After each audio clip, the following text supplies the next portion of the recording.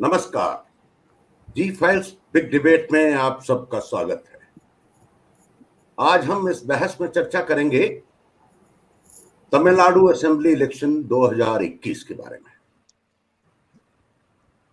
ये वो प्रदेश है जिसमें ईवी पेरिस्वामी नायकर, अन्नादुरई, करुणानिधि, एमजी रामचंद्रन, ये सारे इतने बड़े नेता थे जिन्होंने एक आंदोलन चलाया, द्रविड़ मूवमेंट चलाई, ब्राह्मणिज्म के खिलाफ एक आंदोलन तमिलनाडु में चला और उस तमिलनाडु ने की कायाकल्प हो गई, राजनीतिक बदलाव आया। आप देखिए किस तरह से एक राजनीतिक व्यक्ति पूरे प्रदेश का चरित्र बदल देता है, राजनीति का चरित्र बदल देता है, आर्थिक का चरित्र बदल देता है। लेकिन अब लड़ाई बदली हुई है। एक बात और गौर करने वाली है, पिछले 50 साल से कांग्रेस पार्टी ने या भारतीय जनता पार्टी ने तमिलनाडु में अभी तक कोई दस्तक नहीं दी है। इसका क्या कारण है? इस चुनाव में क्या वास्तव में चुनावी मुद्दे गौण हो गए हैं और ये चुनाव सिर्फ डीएमके बनाम एआईएडीएमके के बीच में लड़ा जा रहा है? क्या जयललिता के बाद और करुणानिधि के बाद ये होने वाला पहला चुनाव एक नई तारीख लिखेगा? इन सब मुद्दों पर चर्चा करेंगे। हमारे बीच में मौजूद हैं, मैं आपका परिचय करा दूं, प्रोफेसर रामू हैं जो कि पॉलिटिकल साइंस के हेड है वहां पर तमिलनाडु में यूनिवर्सिटी में, मद्रास यूनिवर्सिटी में। आपका स्वागत है प्रोफेसर साहब हमारे इस कार्यक्रम में। और हमारे बीच में सुमित बोथरा हैं जो कि चेन्नई में बैठे हुए हैं और हमारे जी फाइल्स के रीजनल हेड हैं। और हमारे बीच में श्री राम शेषाद्री जी हैं जो कि पॉलिटिकल एनालिस्ट हैं तमिलनाडु के। आप सबका स्वागत है हमारे इस कार्यक्रम में। मैं प्रोफेसर मणिवन्नन से पूछूंगा, मिस्टर प्रोफेसर साहब, you just tell me, is it this election is only between DMK, AIDMK, or there are certain issues after the demise of the Karunanidhi and Jayalalitha which will focus and decide the new age politics of Tamil Nadu? Thank you very much, sir. I think this is a very important elections in more than one way. The first reason is that this is an election after the passing away of Jayalalitha and Kalaignar Karunanidhi. Both of them are not in the electoral scene now. And then it means about certain kind of the leadership transition. The first change that we are looking at, there is a new leadership factor emerging both in the DMK as well as in the AADMK in the factions that we see. And the second most important factor we notice in this election is that in the last 50 years and more, Congress, after the 1967 elections, has not been able to make a comeback and nor been able to make a very significant presence, and in both senses. And at the same time, DMK, the BJP, for example, in the last 5 years or more, has been making a very consistent and a very strong efforts to make inroads into Tamil Nadu politics with the view that there is a vacuum in Tamil Nadu politics or a decay in the Dravidian politics, and it has kind of looking at certain spaces to make its presence in Tamil Nadu. So this is more than significant beyond the leadership factor and the resurgence or the surge of BJP as a national party in Tamil Nadu politics. And in the process, what other dimensions of politics it has opened up are phenomenal interest for our debate and the subject of discussion. Okay. Mr. Sheshadri, what is your opinion, what Mr. Professor Ramu has said about it? Good evening, Mr. Tyagi, and good evening to all. I think I concur with the Professor Manivannan on that, there is a vacuum in the leadership post Ms. Jayalalitha and Mr. Karunanidhi's demise in the last 2-3 years back. But having said that, in 2019 election, Stalin proved that DMK has or at least filled the gap of the leadership with a very strong mandate that he received for the DMK front or the UPA front.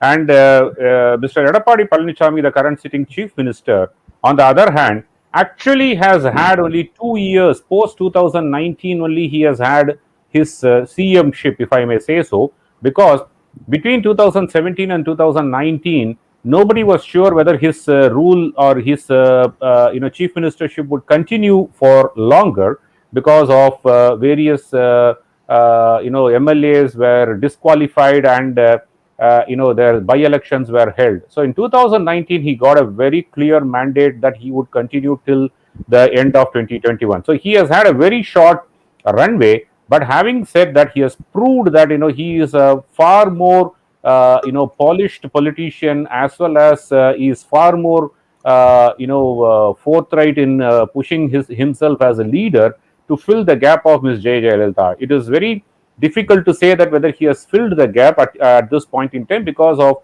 still several factions in AIADMK still exist. But as an administrator, he has definitely been one of the most popular chief minister compared to Ms. Jayalalitha or even Mr. Karunanidhi in the past. So this election is pretty unique. Either of the parties have always had a alliance and then contested only 140, 150 seats in the past, or they have gone alone. Only AIADMK has done that. In 2016, they have gone alone, and then because of Jayalalitha's charisma, she could win back to power. But this time around, they have both Mr. Stalin and Mr. Edappadi Palanichami wanted to prove that it is a fight between DMK and ADMK, and they do not want any nationalistic force, both BJP or Congress, to have a say in the formation of the government. I think that is what is pretty unique about this election, apart from the leadership vacuum. Mr. Seshadri, I am not completely agree with you that the present chief minister is as popular as Karunanidhi, and he is very much capable. I do not doubt the present incumbent that he is politically manipulating the show, or he is politically managing the show. But as far as Karunanidhi's talent goes, that is beyond discussion. He was a man of literature. He was an artist. He was a novelist. He was a filmmaker. Whereas the present day, why focus my worry is where is the present day politics today in Tamil Nadu is totally contradictory from the earlier ethos and the culture what has been prevalent there, which had the prize, particularly in Tamil Nadu, and gave the voice to the downtrodden, who are innocent people. But now that is lacking in Tamil Nadu. What I see, you may be speaking in this present background that the present regime or the present chief minister is very good. No doubt about it. He may be very good. But as far as the competence is seen, there is a vacuum of the competence here in Tamil Nadu. There is no leader like Karunanidhi or say Annadurai, or we can't go beyond 100 years back. But at present, if you see, do you want to say anything, Mr. Chadbiji? Yes, I clearly use the word administrative capacity. Okay, I did not say that he filled the gap as a leader, but as a chief minister and as an administrator, he actually excels both Ms. Jayalalitha and Karunanidhi because of the working style, if I may say so. Let me explain if you in 30 seconds. Ms. Jayalalitha as a chief minister, it is a chief minister who takes the call on everything. For example, if 2015 floods, if the lake had to be opened up, for every feet of opening, the chief CM has to approve it. Whereas in this case, he has allowed a free hand. He said, okay, administrative capacity, there is a overarching approval given, and then within that limits, you go ahead and then take the appropriate decision on the ground. Same with Mr. Karunanidhi. There were highly centralized decision making, and beyond them, nobody was able to make a decision. COVID is today Tamil Nadu is still one of the best managed state in India. I will definitely bet on it. because of the way it has been managed. While initially people talked about Kerala model and all, but sustained management of COVID. These are some of the examples I'm trying to say that, administratively, he was willing to listen to experts. He was listening to people. He was allowing the bureaucrats to function and do their job rather than interfere. I think that's where the administrative capacity he has excelled, both Mr. Karunanidhi and Ms. Jayalalitha. I'm not comparing with Mr. Kamarajar, who was probably one of the best CM Tamil Nadu has ever had, or with MGR. I'm just talking about in the last 15, 20 years, 2 or 3 chief ministers that we had seen. Mr. EPS seemed to have delivered on the ground, and that's a perception people have. It's not just an analyst view point of view, it is a people perception. That's why people are saying this government doesn't have any negative feelings that it should be voted out of power. I think that's a sentiment a lot of people are saying on the ground. That's very nice. That you have said about your point of view, but let the people decide on 6 April what they say about the government. But if you go by the surveys are saying contradictory. I don't want to read the surveys because surveys are already known there in the market. Sumit Botra, what would you like to say? Both the speaker have said different things. Do you want to say that the present chief minister is having an edge over DMK? See, like Seshadri sir said, and like what Tyagiji reflected on the comparison of leadership, efficiency of government is true, but understanding about the needs of people is something which we should look at when we compare leaders like Jayalalitha and Karunanidhi, or even MGR for that matter.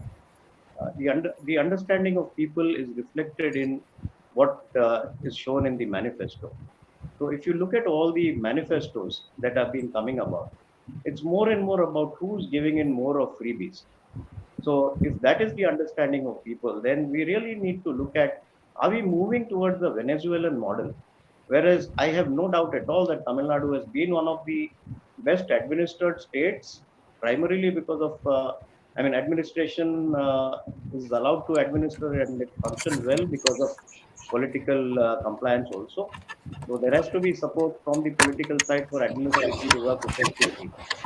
But given the fact that, yes, the ADMK, the offline polls are showing different results, while there is no sweep because there is no issue, there is no emotional wave like we've seen earlier, there are no issues to really talk about.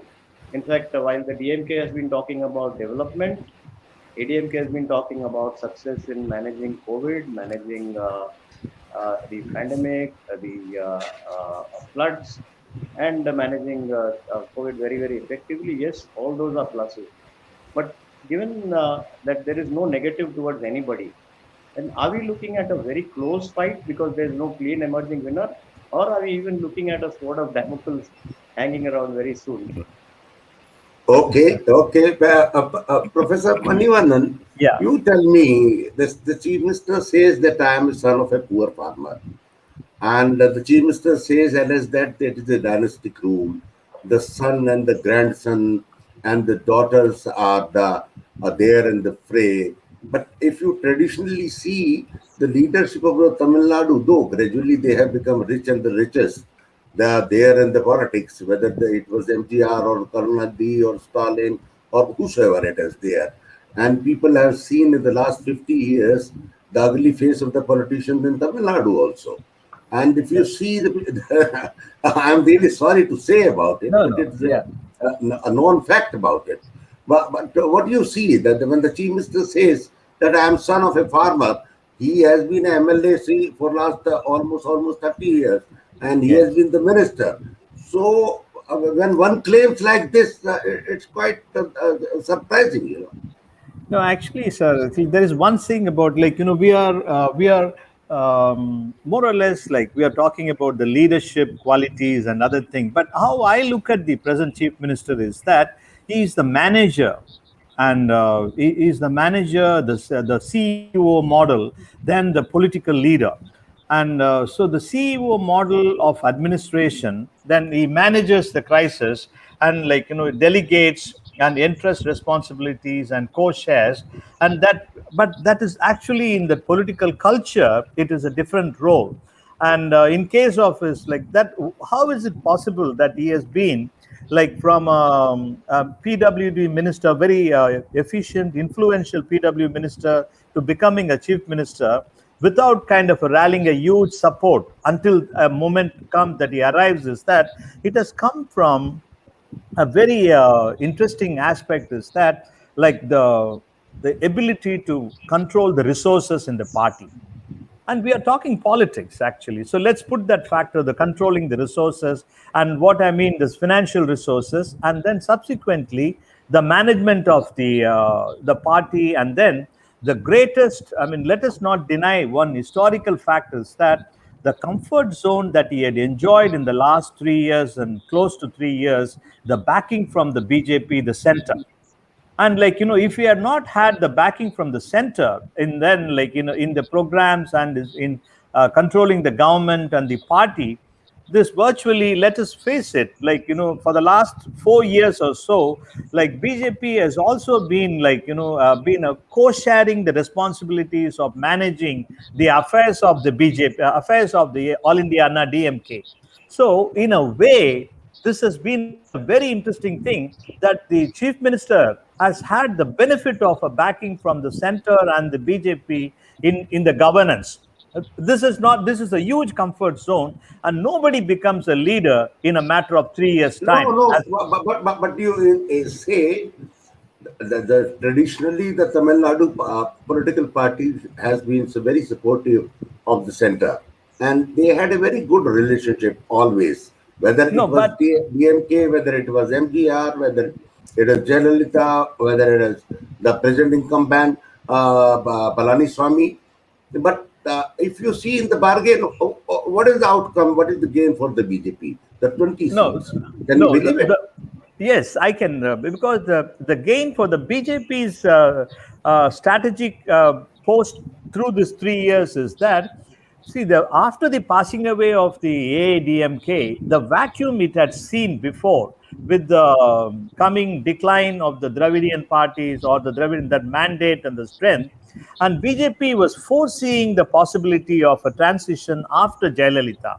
I think BJP was the only party, the national party, that was foreseeing the gap in the transition, and it has completely stood on the ground. The only way it could penetrate and then make a huge space for itself is working with the AADMK, and then resolving the crisis within the party, and taking one side or the other in managing this crisis, ultimately coming into play a very important role. And that has really happened in the last 2 to 3 years' time. And that is how BJP has acquired. Like, for instance, in the last 5 years, the RSS shakas in Tamil Nadu have multiplied more than 100 times. And literally 100%. Then the subsequently is that the control, the access to the decision making. So you want to say, what I can gather as a layman sitting in Delhi, that Tamil Nadu is dithering away from the Dravidian movement and entering through BJP again on the Brahminical model of the politics.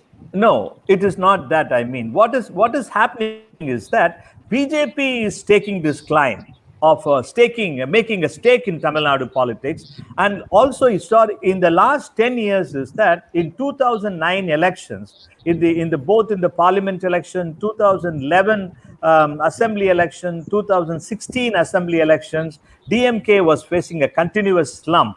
Now, what has happened is that it has all the BJP's surge in Tamil Nadu politics, and backing either of the factions within the All India Anna DMK had given a new momentum for the rejuvenation of the Dravidian handle for the DMK. So it had also had an opposite effect. Let me go to Mr. Seshadri. Mr. Seshadri, you just tell me what I could gather from Mr. Manivannan, that he is saying that the BJP is trying to enter and to start a different kind of Dravidian movement, or assisting in a Dravidian movement. So do you think it is an alienation of the RSS forces in Tamil Nadu again to influence the politics in a different chapter, and then they have a North India face in a different way and the South Indian face in a different way. Yeah, it's an interesting state to observe. If you look at West Bengal and Tamil Nadu has a lot of similarities in this on different connotation. West Bengal on communism for 34 or 40 years, and Tamil Nadu the concept of Dravidianism. Okay, and the Dravidianism has been a failure even within the Dravidian so-called Dravidian parties that we are talking about, both ADMK and DMK, because the Dravidian party started with a separate Tamil Nadu, then they compromised it for federal setup, then they compromised it for other things, and today they don't actually stand the ground as to what was started as a Dravidian movement as part of the Dravida Kazhagam. Okay, and having said that, BJP has been waiting on the sidelines to gain support or gain base in Tamil Nadu.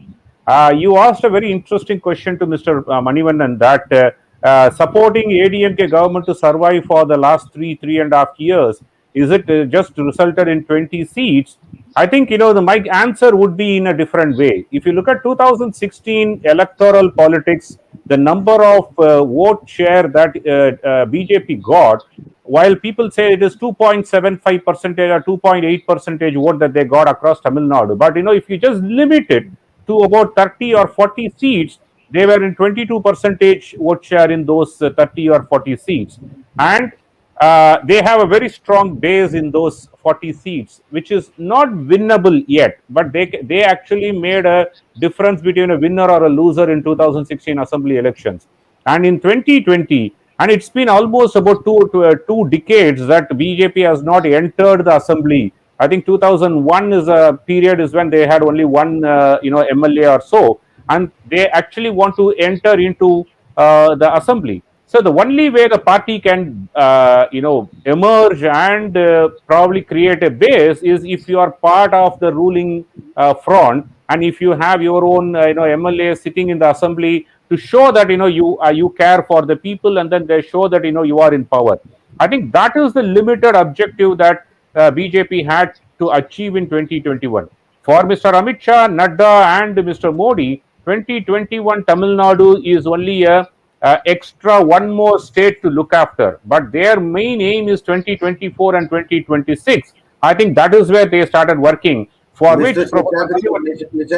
Seshadri, we are not discussing 2024, but we are discussing 2021. We will come back on that point also, but let me ask Sumit one very pertinent. Sumit is observing Tamil Nadu in a different fashion. Sumit, you tell me that basically DMK is a cadre-based party. It's like a BJP of Tamil Nadu. They are in every nook and corner of the state. They have the regional offices, they have the central offices, their cadre is totally organized. And whereas I understand the Tamil Nadu politics, AIDMK is basically a mass-based party. Now, there is no hierarchical organization there and that as spread as the DMK. Do you think we can ignore the DMK in this scenario, given scenario, and DMK doesn't have any chance as our honorable guests are perceiving it?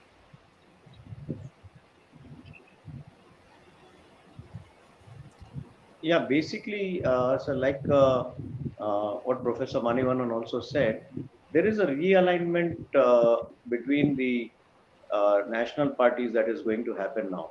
I mean, when I say that, what I mean is that the local parties, I mean, whether it was DMK also and the ADMK, especially the DMK has had a lot of central ministers in the government of India who performed quite well and remarkably well to talk so. But the national parties did not have a much representation to talk about, especially when you look at the BJP. So, which is why it is very relevant to take into account what. No, but Mr. Bothra, do you think we are focusing on BJP in Tamil Nadu rather than the AIDMK or DMK? Do you think the BJP still exists there in Tamil Nadu? I'm just surprised. No, they are really trying to identify with the people. I think what was lacking all these years was that they just did not have a point of recognition, which they are trying to build now. And same would even go for the Congress this time. because they are really aggressive. But like you say, yes, the DMK at the grassroots level has been very organized, even though there have been talks otherwise. But I mean, so to say, when you compare it with the ADMK, I mean, like it was also said, it's a very managed party. I mean, they really managed well as managers, like you say. Professor Manivanan, do Yeah. you agree with my submission, which I asked to Mr. Bothra, that as far as in our 26 minutes or 25-minute discussion, we are focusing basically on BJP. I am surprised. No, This no, is a actually, no. basically no. No, Just let me complete. yeah. Sure, sure, sure, Professor sir. Shah. Sure, sir. Sure, sir. Basically, that is a fight between in Tamil Nadu is between the Dravidian parties. The Congress and the BJP are the parasite parties in Tamil Nadu. They do not have any self-existence there in the Tamil Nadu. Congress has come from 46 to 25 seats. BJP has just got 20 seats. From BJP has definitely risen, but if you self-claim that they are making dent and they are in a decisive factor, that is not adjustable and that is not digestible. I am sorry. Yeah, no, you're quite right. Your analysis is quite right. You're forthright in saying that. You're quite right. Yeah. In Yeah. let me put it in terms of electoral terms. We are talking about political trends, and then the coalition factor and significance of parties in the understanding. But if you go into the electoral analysis, is that certainly today, the ground suggests that the DMK and both independently and in coalition as an edge, and even over AADMK. And see, there is no anti-incumbency factor, yet the DMK is in the surge today. And so this is one first thing. And the second factor is that the DMK is also trying to contest more than 170 seats independently, beyond about close to not 183 as they are projected, but in the symbol they are contesting more than 180 seats. They want to be free of any other aligning with in running the government. So the DMK is very confident, but in the confidence we only want to see some of the challenges for them. What And is the then challenge? What is the challenge before the DMK? You tell me. no, the first and foremost challenge is that the DMK cannot just run away with the mandate. That's the first thing. And it cannot just run away with the mandate, because at the top it looks like this is a sweep for DMK at the top, but at the bottom, each candidate has to fight it out to the wire. So that is the interesting aspect, actually. What this the government, AIDMK, has managed to give this impression among the masses. And then we are not still including the freebie culture, what they call the concessions, economic, and then the concessions that the government is offering. And a certain kind of the people's response to that is that, so at the ground level, the fight is intense. At the top and the surface is that the DMK is running away with the mandate. So these are something we have to build a logical connection between the two. If we are saying that DMK is winning, that we have to establish how DMK is winning. So let me say one very concrete point is that, and wherever AADMK's faction, like the Sashikala's nephew, TTV Dinagaran's party, AMK is contesting, there will be a huge leakage of the AIDMK votes and the divide in the votes. That is at least in 30 constituencies. AIDMK is running behind DMK in those 30 constituencies. Then the BJP is contesting at least in 20 constituencies. In 15 constituencies, clearly AIDMK is not going to get those support from BJP, because BJP is not going to win those 15 seats. And then, so you have these two factors which are giving up just right at the start the DMK as an advantage. But this advantage to translate into a victory is that where DMK and AIDMK are contesting direct contest, there the fight at the ground is very intense. So this is how I put my reasoning. And the same one advantage that the AIDMK has is that the Congress, neither it has the organization, not very good candidates to fight in the ground. Therefore, they can kind of lose completely about between, like, their success rate is only 50%. That's about, like, out of the 25 seats, you are looking at about, like, 12 seats, which is a huge loss for DMK to completely throw away 12 seats at a time that they are likely to run through the mandate. No, but in the coalition politics, these things are to be managed. And if you see, the Stalin has not bargained his own seats. If you look at the distribution of the seats, earlier Right, he sir. fought, say, around 178 seats. Now he's contesting around, I think, 176 seats Yes. totally. So he has not bargained his seats. He has bargained the seats of the coalition partners. So I think in that sense, it is not going to much difference to personally, particularly his personal stake, if you see. But Sumit, I'll come to you because you are a businessman also. You tell me this freebie system. The Jalita was basically the champion of the freebies, and MGR was also the champion of the freebies. It started with it. Mr. Seshadri is just denying my facts. I will come back to him. But if you see that finally freebies culture in India, if we see in West Bengal also, Assam also, what is this is a new set of political mechanism to woo the voters. It is just in a way bribing the voters to get the votes. What do you say about it? It is happening too much in Tamil Nadu. Just to point out, I'm sure Professor is aware, Seshadriji must be aware that a lawyer from Tamil Nadu had actually filed a PIL in the Supreme Court that freebies at the cost of the government cannot be promised by a party during elections. And they should come out with a budget and also show where this is going to come from. But the case has just been pending in court for years together, and elections after elections have passed by. When we come to these, I mean, it is the independents who suffer very badly because of these freebies. Also, this particular election, I've been going around, and I'm sure both my colleagues from Chennai would see that we've not seen any large rallies, public meetings, posters, cutouts. Absolutely, the city looks clean. You cannot make out that there's an election coming up. Whereas earlier there used to be a drama. You would see candidates coming to meet you in your area, whichever area you went to. Right now, I don't even, in my own area, not a single candidate has even approached or have I seen him. Now, it goes out to say that the larger parties have gone totally on social media and spending huge budgets for that. But what really worries me now is what is going to happen to the individuals? How are they going to afford or probably compete in the future if they cannot have a party that will promise freebies, or if they don't have means to even approach the public and general? What do you say, Mr. Shashadri? You were just saying that, no, disagreeing with the point of view which I said, I think. Okay. So the point of view that I was disagreeing is that, champion of freebies was Ms. Jayalalitha and MGR. So I didn't agree to that because there is a differentiation we need to make between social welfare versus the freebie.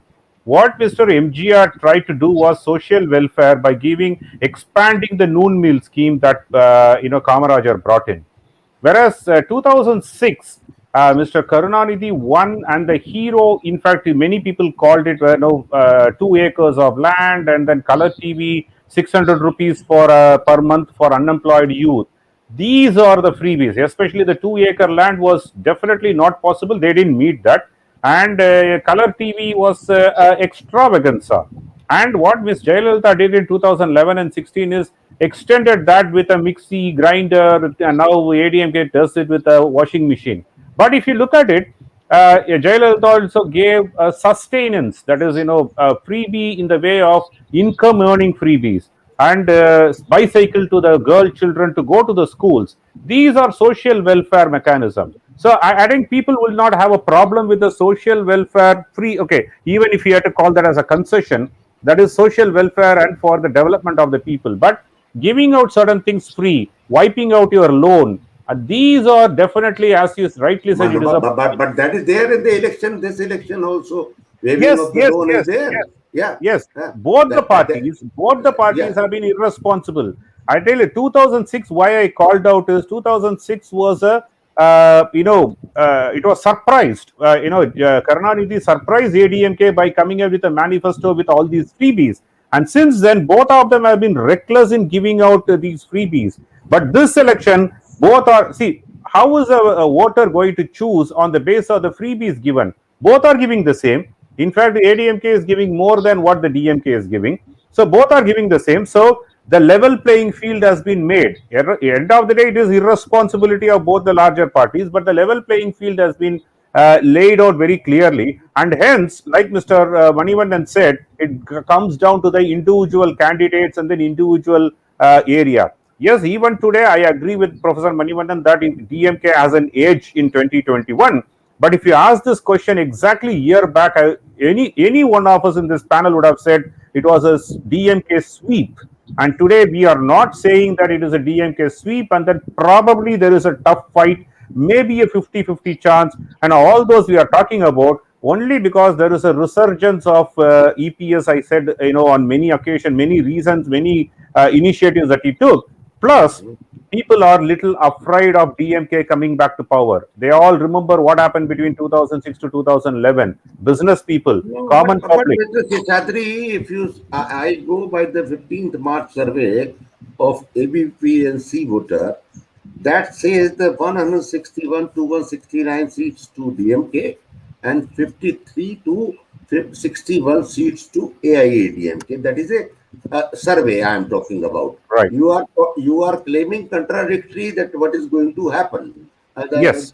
That is not the ground reality. What you say right now, but Okay. I'll tell you the reason. Because the sea water survey, the data point is as of December and early January. And between January and February, there's a huge amount of announcements that EP has made. And the say, for example, 10.5% reservation to 1 years. And they went grouping of 7 castes into one group. All these things have both positive and negative aspects.